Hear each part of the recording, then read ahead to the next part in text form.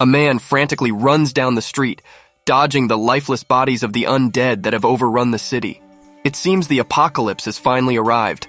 Around him, zombies eat people, who then change and join the group chasing after everyone. A zombie apocalypse has erupted, with all streets and corners swarming with the living dead. Suddenly the scene shifts. Akira, our protagonist, is sitting in his disheveled apartment, consuming a bowl of ramen while watching the horrifying images of zombies on television. His room is a mess with food and stuff thrown all over the floor. He says that the scary stuff on TV is better than the nightmare of going to work. The story then goes back 3 years to talk about what Akira went through.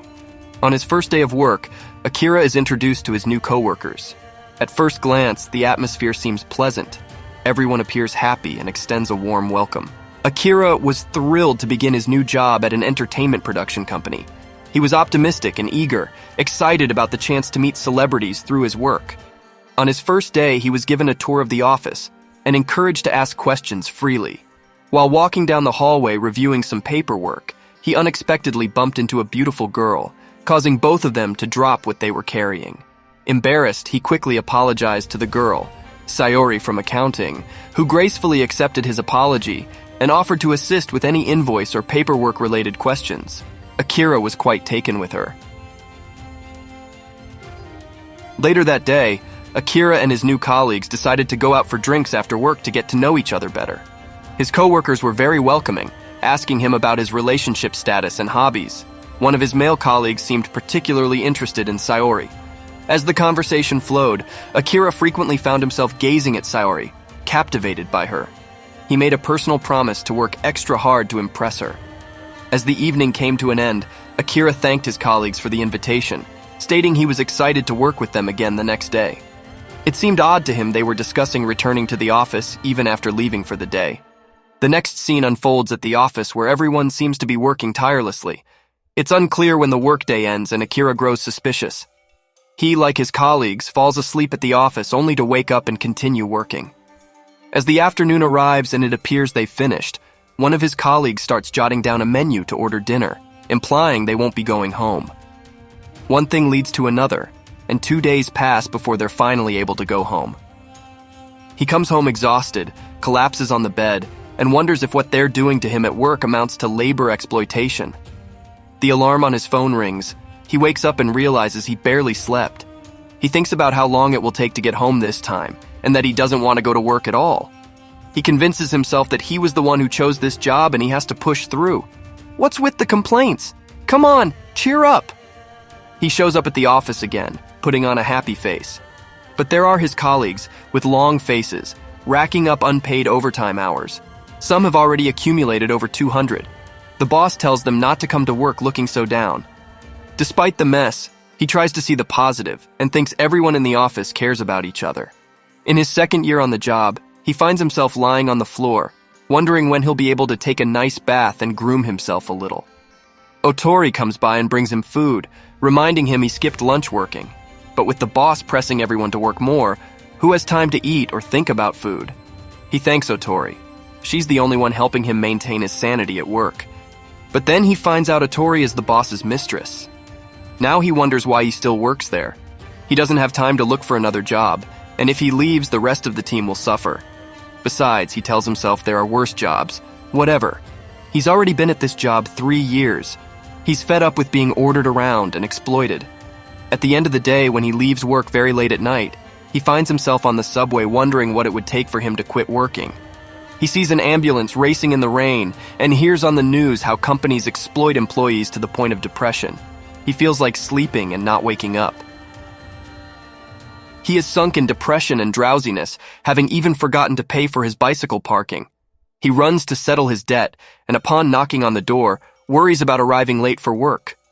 But when he enters, he gets the surprise of his life. The parking attendant has become a zombie.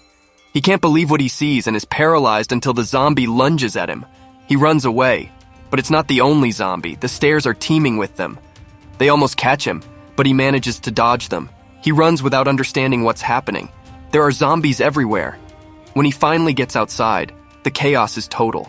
A plane crashes. Police try to contain the hordes of zombies, but there are too many and few officers remain. Amidst all this apocalypse, he wonders if he'll still have to go to work. However, instead of being depressed by the zombies chasing him, he feels happy and rejoices with joy. He won't have to work anymore. He's free. He jumps and flees from the zombies. Yesterday, he only saw the fog of the daily grind. Today, he can see the blue sky and the green of the trees. These zombies run at an incredible speed.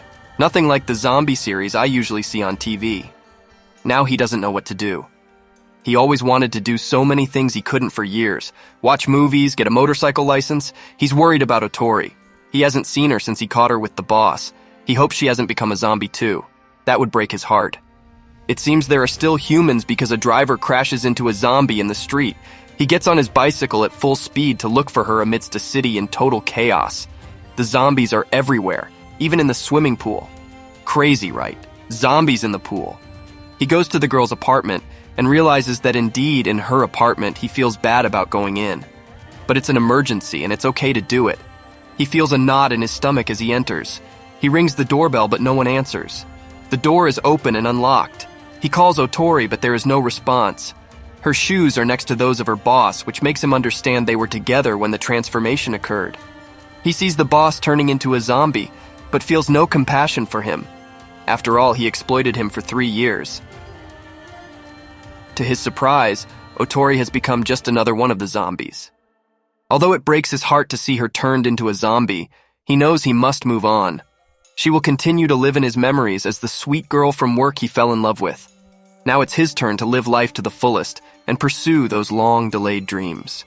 With melancholy yet also hope, he bids farewell forever to his impossible love as the zombies draw near.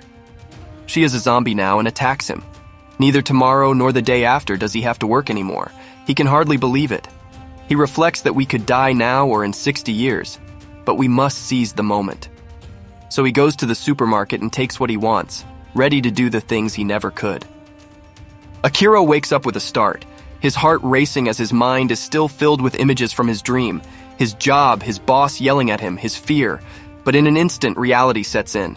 There is no job, no boss, no fear. His vacation days have begun. With this thought, he feels energized. He runs to the terrace of his top-floor apartment and shouts at the top of his lungs that he is finally free, that he will enjoy every second of his vacation.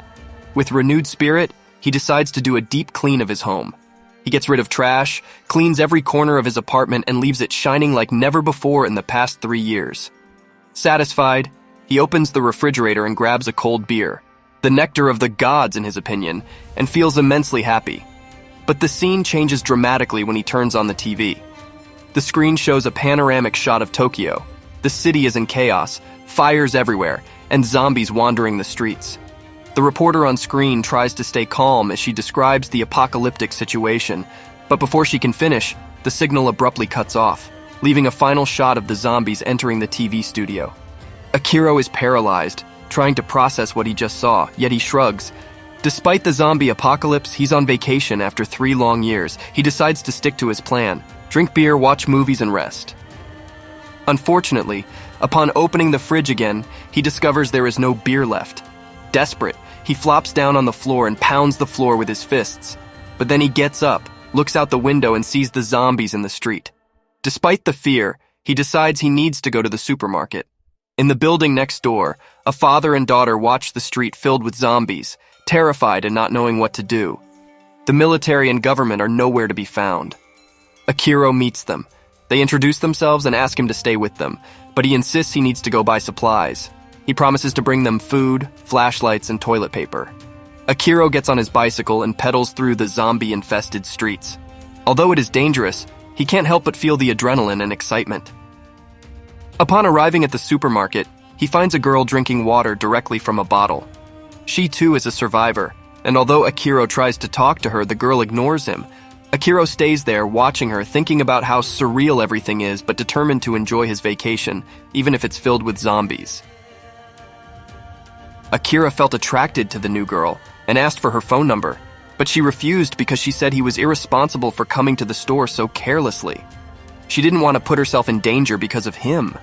She told him she didn't see herself working with someone who didn't take risks into account. The zombies were outside and came into the store going for them, but he stood in front of her to protect her. Just then, a truck crashed into the store, sending all the zombies flying. The hood that was covering his face fell off, revealing his beautiful eyes and gaze. She ended up on top of him, but then stood up as he stayed on the floor, paralyzed, and she rode away on her bicycle. Akira was smitten with her and wondered if he would see her again. Her bicycle had been broken by the impact of the truck, but he found a scooter and was happy because now he was faster than with his bike. Still, he wasn't satisfied and saw a classic motorcycle which he rode around the zombie-filled city showing off. He arrived home, told himself he had the bike of his dreams, beers, and met a cute girl. He couldn't ask for more.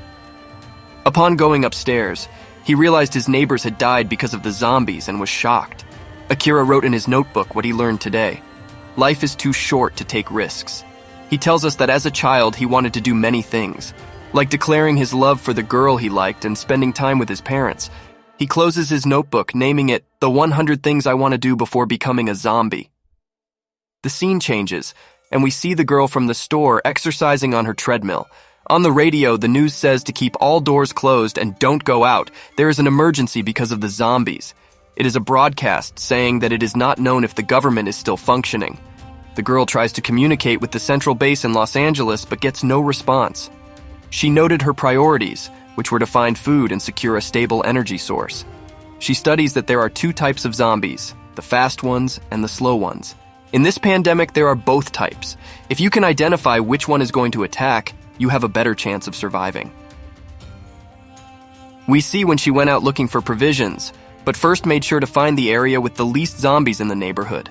She goes to the store, puts a camera on her bicycle, and goes inside. The same encounter with Akira happens, but from her perspective, analyzing what happened inside the store. The car that passed was driven by a zombie, something that leaves her astonished. She had calculated the exact moment of the truck's impact. She sees on the cameras the moment when Akira happily enters the store for some beers and wonders how someone can be so happy for so little. She regretted not taking the candies from the store and depriving herself of that small pleasure.